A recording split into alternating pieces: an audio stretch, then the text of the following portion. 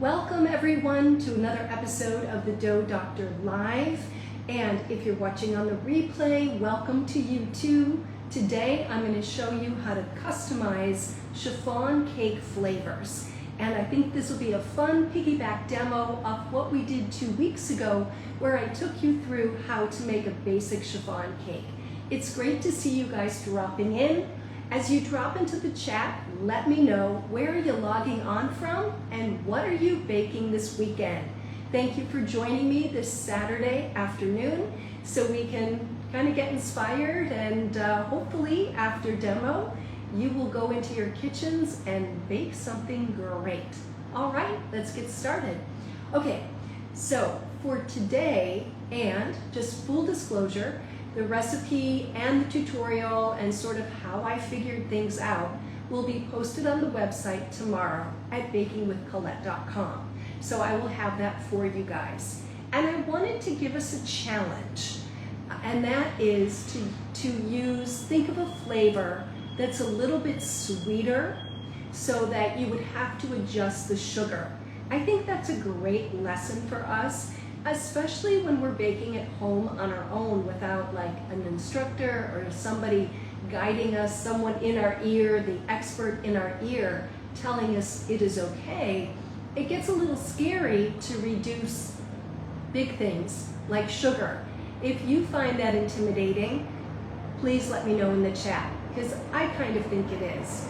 So hold on 1 second, it's getting noisy outside, so I'm going to close a window.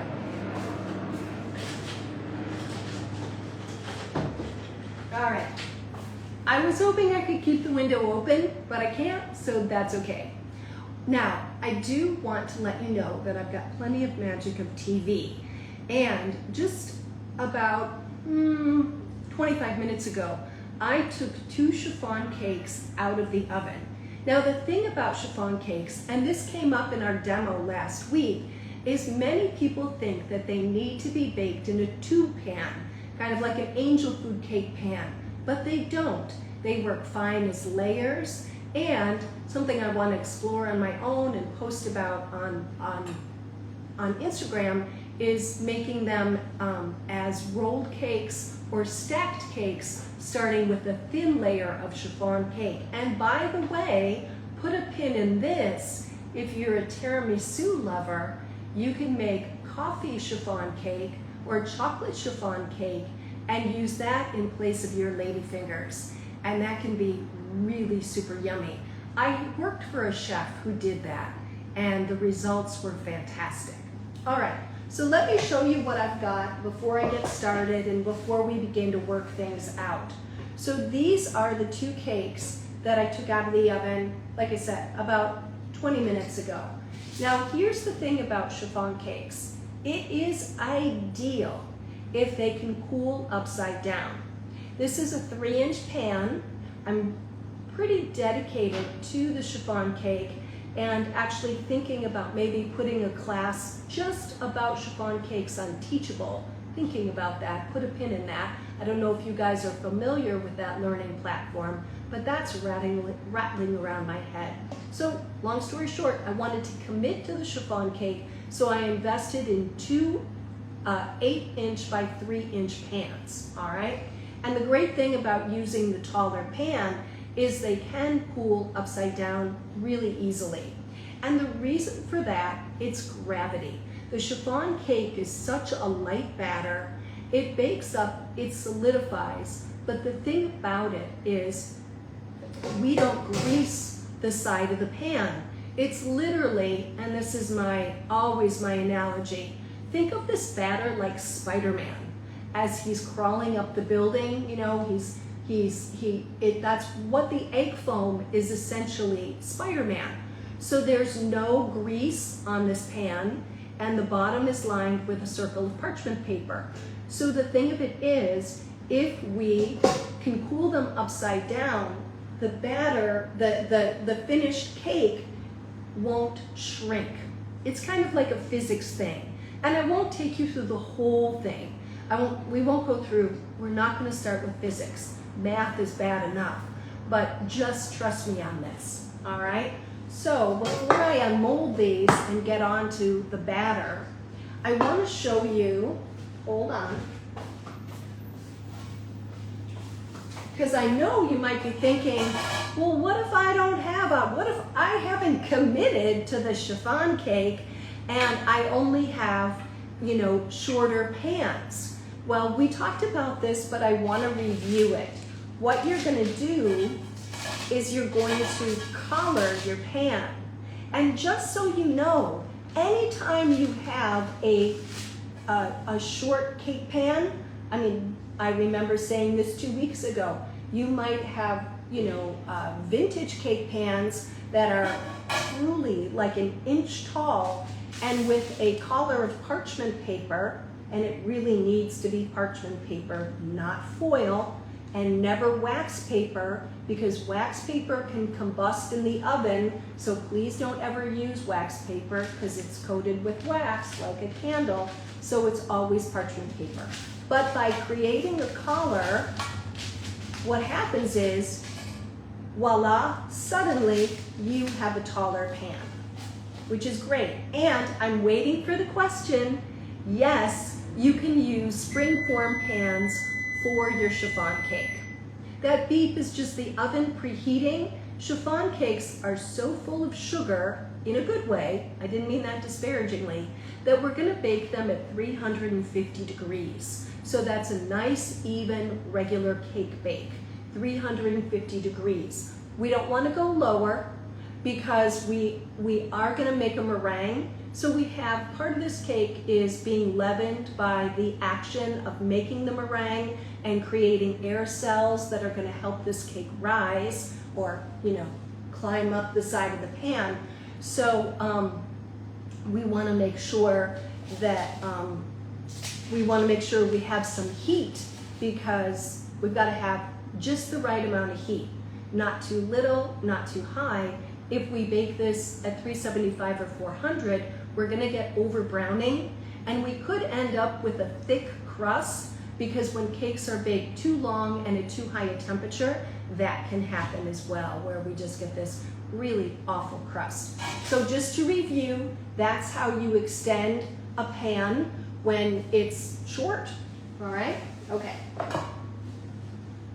Okay, so now I want to show you guys right on camera.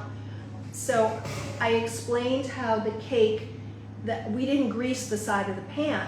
Because if we grease the side of the pan, we know our batter is going to slide right down and we'll lose volume. So it's not, if it doesn't move, it's not going anywhere until I take, and this is an icing spatula. You could use an offset spatula. And what you're going to do is you're going to get right up against the side of the pan. You want your spatula to be nice and flexible, and just scoop just hug that side of the pan.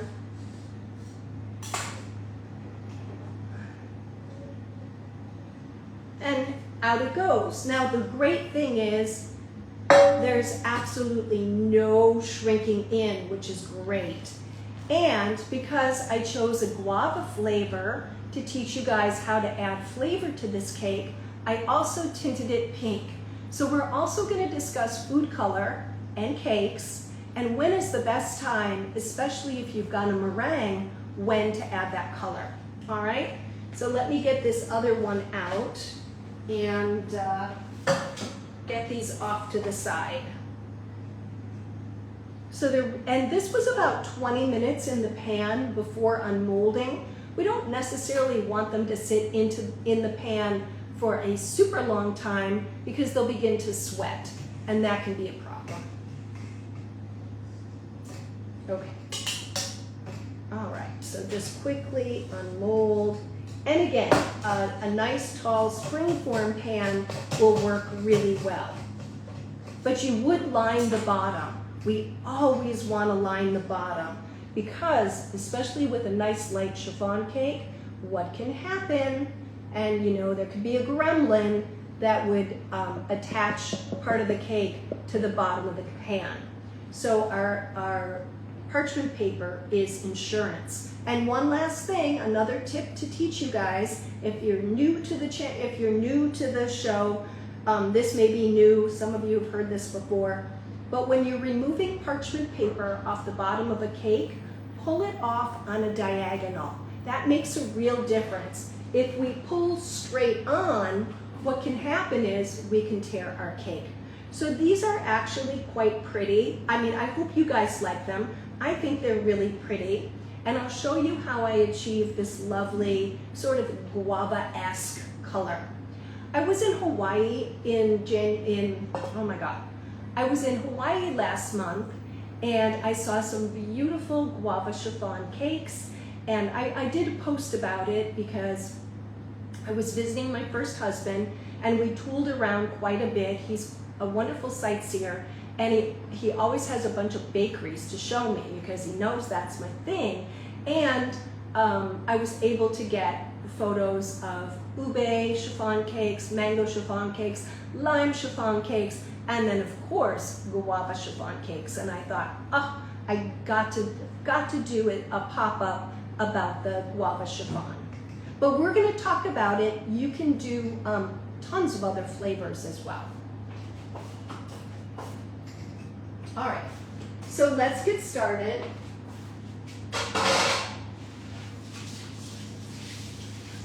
Remember, always clean as you go, so I'm going to give this a quick wipe, and I'm going to look for questions in the chat.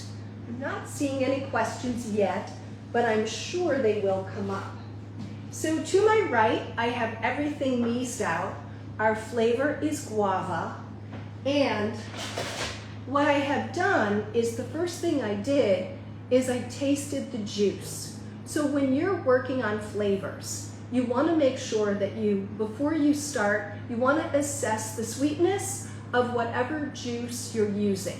Now, if you're using lime or lemon, even orange, I don't tend to adjust the sugar very much, but with something like this, which has a little bit of sugar added to it, I want to make sure that my guava cake isn't too sweet as far as flavor goes, and that would also affect the crumb structure, and it could also affect the crust over browning. So taste your juice, and if it's tart, then keep with the same sugar in the recipe. But if it's sweet, we're going to do a reduction. And in a cake like this, we can reduce the amount of sugar by 10 to 15%. Now remember, bakers, we are always scaling our ingredients. Nothing wrong with our measuring cups. They're perfectly great to use as scoops in your flour, your rice, and your sugar, but for good, precise baking, we need a scale. You guys already know that. All right, so because this guava juice this is a really good brand of juices, because I could taste the sweetness, I reduced the sugar by 10%. Yes, Pistol Packing Mama, mango juice would work, passion fruit juice would work. This particular brand makes all different flavors, but even the like in major mainstream supermarkets, I forgot the brand, it'll come to me, but like the nectars will work just fine. You just want to adjust the sugar. So 10 to 15%, usually I take it from the base sugar because I don't want to destabilize my meringue. And you'll see when you look at the website tomorrow, or if you go back to the last post with our basic chiffon cake, there's two sugars. There's a sugar that goes in the chiffon cake base, and there's a sugar that stabilizes the meringue. So when I'm adjusting, I take it out of that first sugar because I'm not looking for the base to be particularly stabilized by the sugar, but it is important for the meringue. And also for us and our process and our meringue being super successful, the percentage that's in this particular, the percentage of sugar to the egg white in this particular recipe, I feel is very successful and friendly. Sometimes when we have a meringue, and sometimes we need to, immediately opera cake comes to mind, the Joconde, we have a small amount of sugar in our meringues, and you'll notice, bakers, when that happens, you have to really be vigilant and stay with your meringue, because if you don't, it can over whip and get textured and weird very quickly. Well, that was a big diatribe about meringue, but it's important. So I'll explain that, and just to go to Pistol Packing Mama with the mango juice, she asked about mango juice, and I immediately said mango, guava, passion fruit. The thing about passion fruit is it can be very, very tart. So again, taste, definitely taste the juice, make sure. Ditto for pomegranate. Pomegranate will yield you the most gorgeous ruby red chiffon cake interior, really, really pretty. But you definitely want to taste it, because some brands are less sweet than others. So, and you can always shoot me a message, and if you have a question, I try to always check my Instagram a couple times a day so I don't miss anything. All right, let's get started. So we know from our last demo that we have two parts of a chiffon cake. And remember, chiffon cake is our quintessential American cake. There's no other cake besides angel food cake and devil's food cake. Those three cakes, chiffon, angel food, and devil's food, are quintessential American cakes. So I won't bore you with the food history, even though I love it. We're just gonna get started. So we have our base, and then we have our meringue. And yes, pineapple juice, I totally agree, Benelli. Fab, fab, fab, fab. And before I have a thought, a connection in my brain, I do want to say, so we're talking about these beautiful tropical juices, and I just want to put something out there to you. Many tropical flavors marry well with citrus. So you could also, to bump up the flavor, like for example, mango, passion fruit, and guava really go well with lime. So you could add a little bit of lime zest to the chiffon cake batter, and that could be really, really lovely as well. And we're going to talk about where those flavors go in, because it's extremely specific, very specific. You can also bump up the flavor with extracts, and there's a line called Loran, and they make some very good cake flavorings. And so, just adding a teaspoon of one of those can also beef up the flavor. All right? Okay. So now what we're gonna do, and the thing with chiffon cakes, we really have to use cake flour. So it can be bleached or unbleached, it doesn't matter. Swansdown, soft as silk, King Arthur, doesn't matter, but we really want to use cake flour.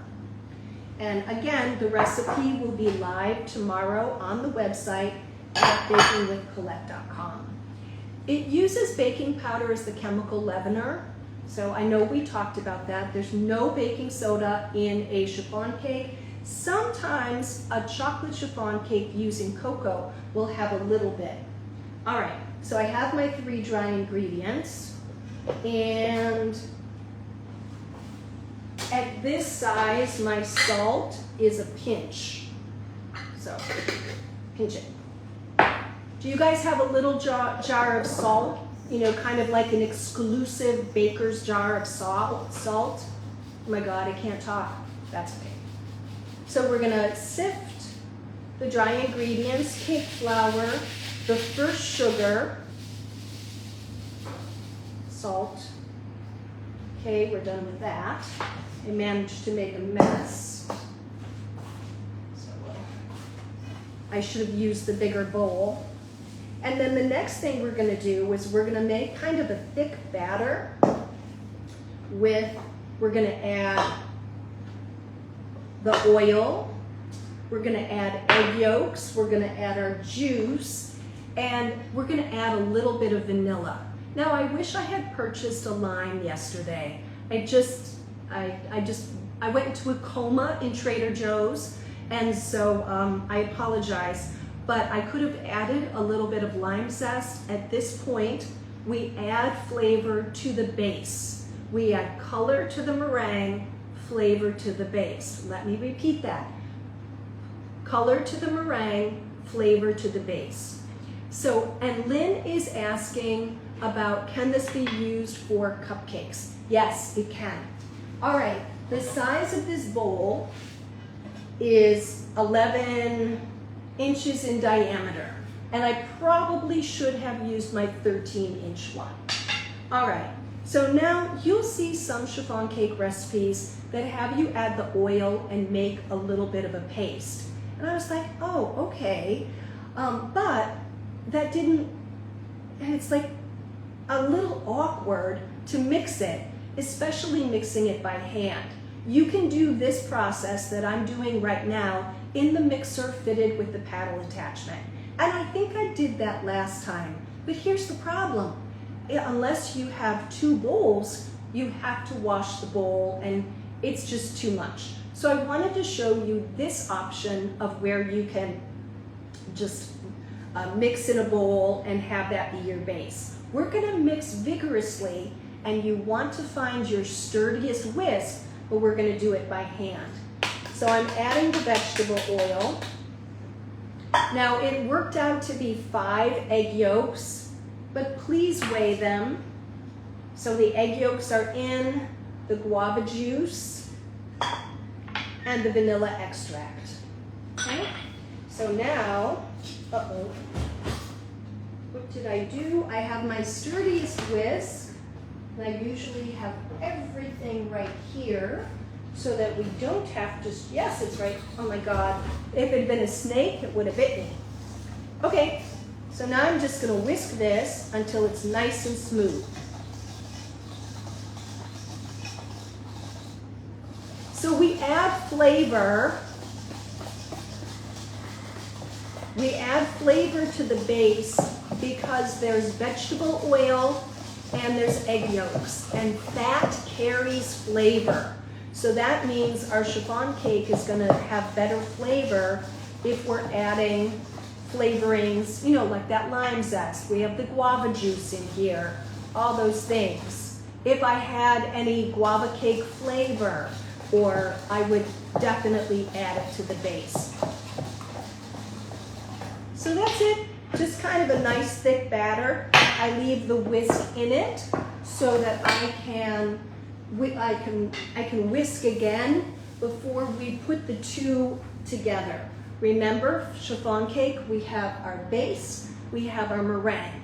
And the great thing about this cake, no butter. And I think that's why it's so popular in Hawaii, because butter in Hawaii is $8 or $9 a pound. So super, super expensive. Anyway, plus it's kind of light and just gorgeous. Sorry to go out of frame, but I had to get the mixer. So now we're gonna take our egg whites, nice clean egg whites, no egg yolk. I did have an egg yolk fall apart in my egg whites earlier this morning, and I was like, sacre bleu, what am I gonna do? Well, I very patiently picked out all the egg yolk. Oh, it was just terrible. Now, if you have cream of tartar, add a pinch to these egg whites because it does help them achieve volume more efficiently. If you don't have cream of tartar, please just move forward. They will whip up without the cream of tartar, so you don't have to worry about that. All right, now I'm looking for the whisk attachment, which is right here. Okay. So we have, let's recap. We have egg whites and cream of tartar, and we're gonna mix this until it looks like cappuccino foam. Off camera, I have my second sugar, which is always a smaller amount than the first sugar. Well, I shouldn't say always, but in general, it is. And I'm gonna start on medium speed because when we're making a meringue, we want to develop air holes kind of methodically. We want to develop them so that as they enlarge, it's not super fast because they'll pop if they form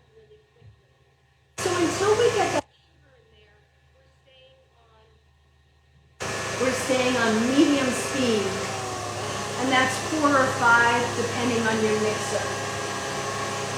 The meringue we're looking for is pretty much the same as macarons, for those of you who make macarons.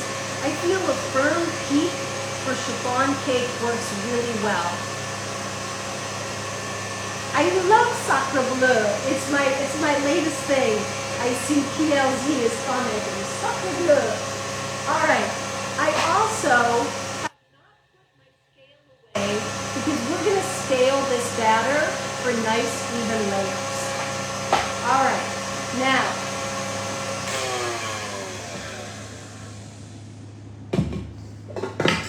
we are at cappuccino foam, and it's no longer green or watery. And I'm going to still, at medium speed, I'm going to rein in the sugar. Like 1, 1,000, 2, 1,000, 3, 1,000.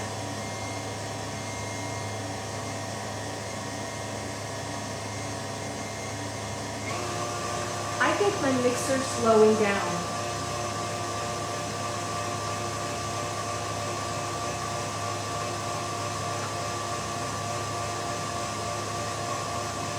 But I am not.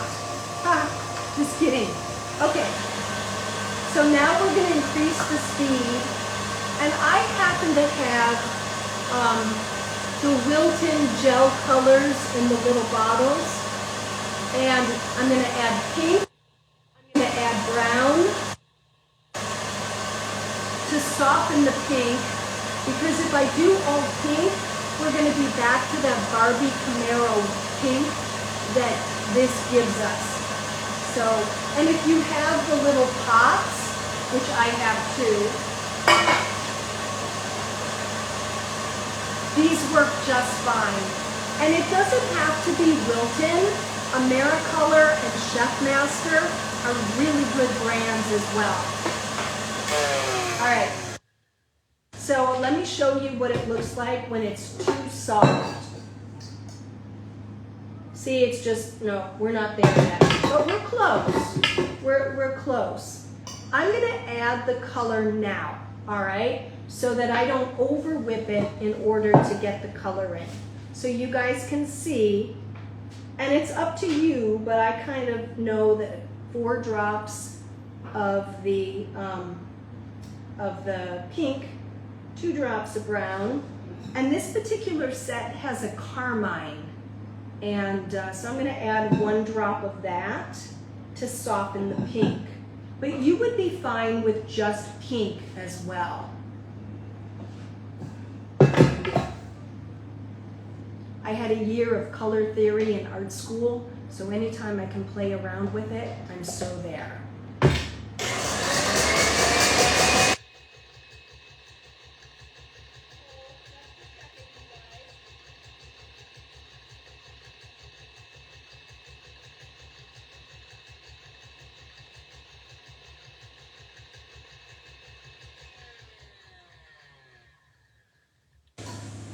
Now, some recipes for chiffon cake will keep the meringue a little bit on the soft side.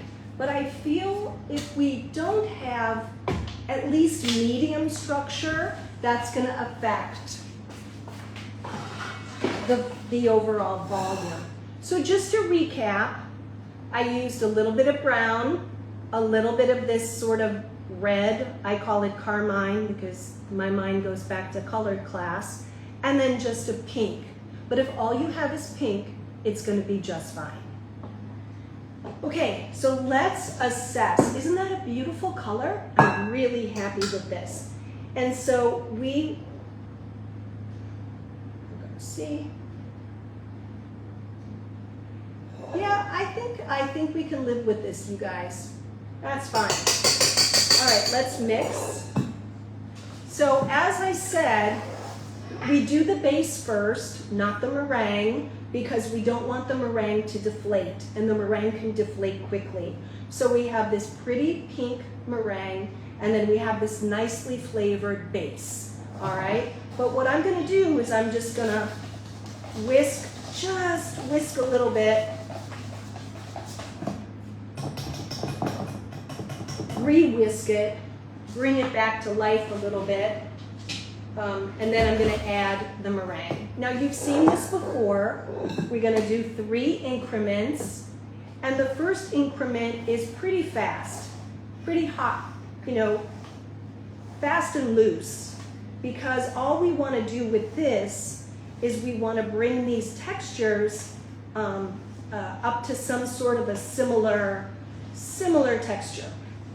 Okay, so there we go. See that? Now I'm going to be a little bit more demure, and I'm going to add the second half here, and I'm going to really employ my J fold. And as we always discuss, I like to remind you, the curved side of the spatula is facing downward to help you scrape the bowl. Now typically, whenever we're adding a meringue, and this is a pro tip that you guys might find really helpful, when you are mixing increments 1 and 2, it does not have to be silky smooth before you add the next increment.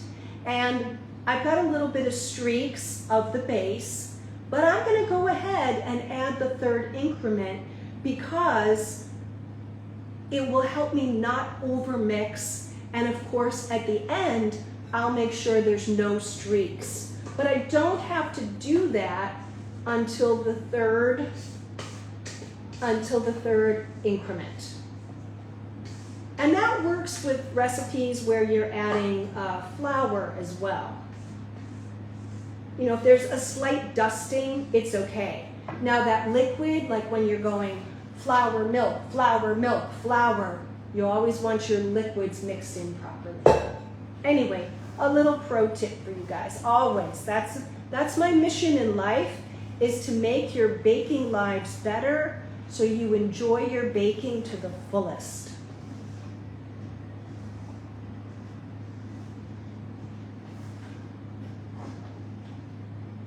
So you guys can see the color is equalizing. Now obviously the base is heavier than the meringue, so we want to make sure we get the bottom of the bowl. So this is pretty gorgeous. I'm happy with this. Now because I'm not going to stop and wash my pans, we're just about to the end of the demo. We're going to use the collared pans, and I'm going to weigh the batter. Now in a professional bake shop, this is what they do. In big production, they might have a vessel, like a pitcher or something, that they know is exactly the right amount. At one point, I worked for the Patina Group in Los Angeles, and the full-size flourless chocolate cakes, we measured in a particular container that this process had been, but this was the initial process that the amount was figured out on. But for us at home, grab your scale, throw your pan on it. If you're collared, get this all the way, to the edge of the pan. And I'm going to start with about, because I've made this before, and you will know I'll have the batter total. But remember, there's shrinkage, kind of like Seinfeld, there's shrinkage, and so it may not come out exactly. So I'm going to start with 375 grams of batter. This is an 8-inch cake pan, and chiffon cakes being a foam cake, they are lighter. So if this was like a butter cake, we would be looking at more batter. Okay. Actually, that was 380. Here we go. So we'll see. We might have to do a little back and forth, but you know what? That often happens. That's okay. Try to make sure that and if you like use a little bit of, pretty much the collar will flatten against, whoops, don't do that. It'll flatten against the side of the pan. but you can take a little bit of spray and spray just enough to stick the collar to the pan. Because if that's the only thing with collars, sometimes if we're not super careful, what happens is the batter will get under the collar and then it's a mess. All right, so now I'm just gonna finish this up. This one ended up, because I was talking, at 390, 401. So this recipe made about 800 grams of batter, and I am dividing it in between the two. And that means when I bake my cake, I'm gonna end up with nice even layers. And that's the trick for that. There's really no other way. I mean, unless you're great at eyeballing, or you've made the cake 1,000 times and you're like, oh, I could do this in my sleep. Typically the best way to go is to weigh out your batters. Now, a foam cake like this needs to go in the oven right away. So oven preheated, I'm in the middle of the oven, and I'm not using a tray. Okay? And then typically, I don't check this until it's at least 25 minutes, and I just turn the oven light on. In my oven, which is pretty even heating, it bakes in about 32 minutes. So anywhere between 25 and 32 for an 8-inch chiffon. The batter is lighter than air, so it's really easy to underbake this cake. So you want to make sure that it goes long enough, but not too long. And one last thing before I go, and I see I've got a couple things I want to, in the chat, a couple things before we go. Because the 8-inch cake, because we have a collar, we cannot turn this cake upside down. So it has to go on the rack right side up for a little while.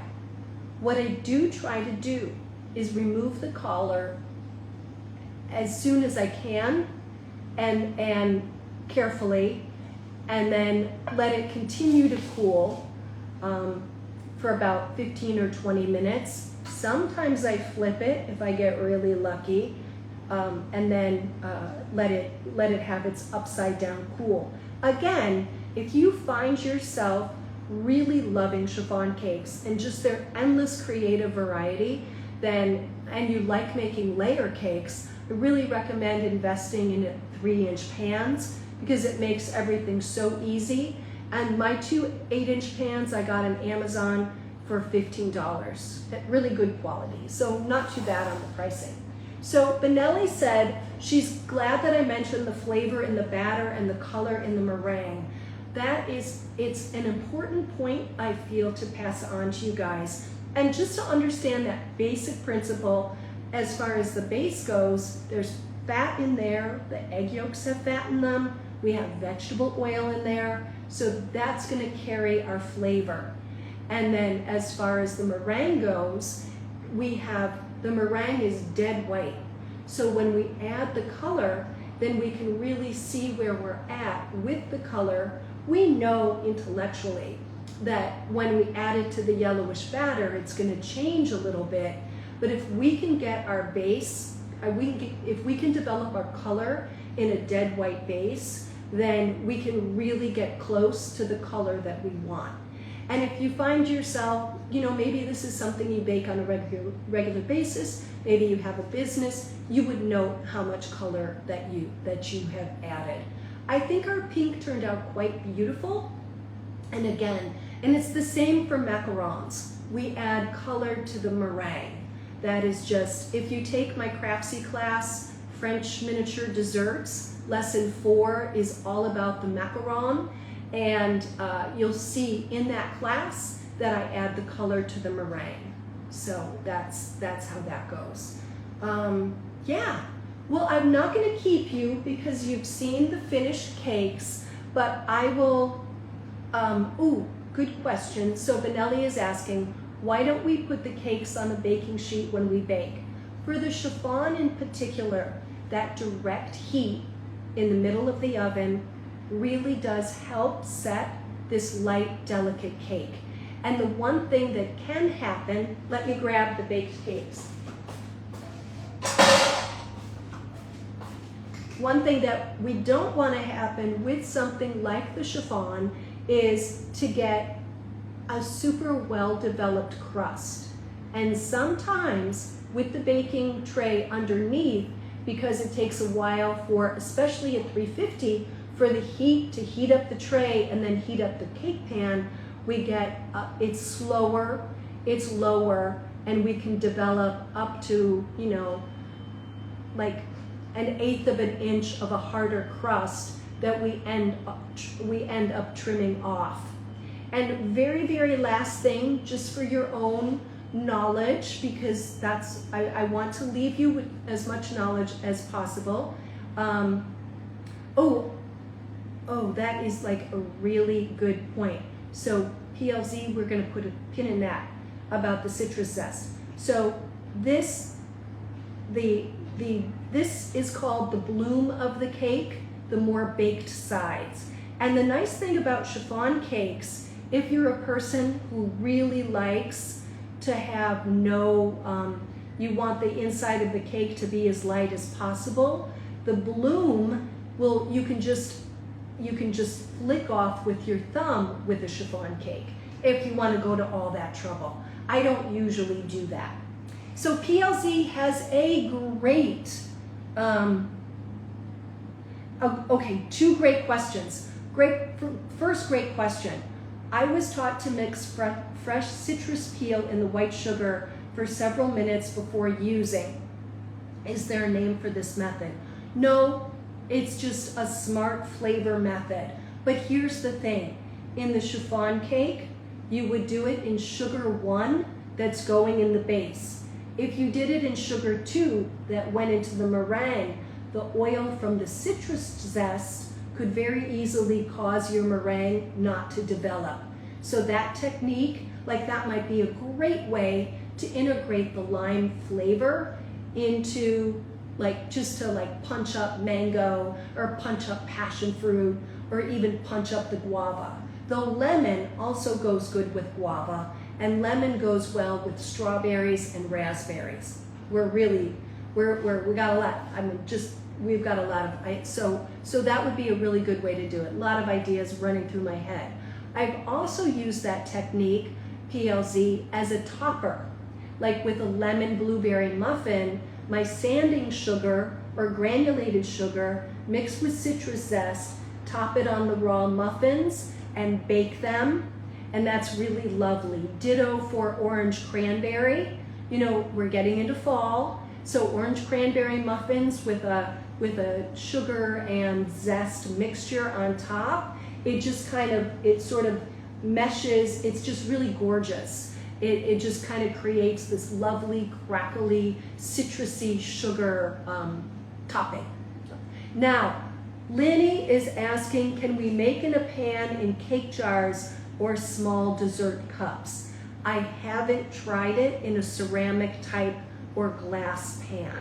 So right now I would say just maybe give it a try, a small batch. You can reduce the batch down to 1/2 or 1/3. Again, I'll have that on the website tomorrow, and I'll put a post that the recipe is live so you guys can have it, and or the guidelines. I would just try a small recipe.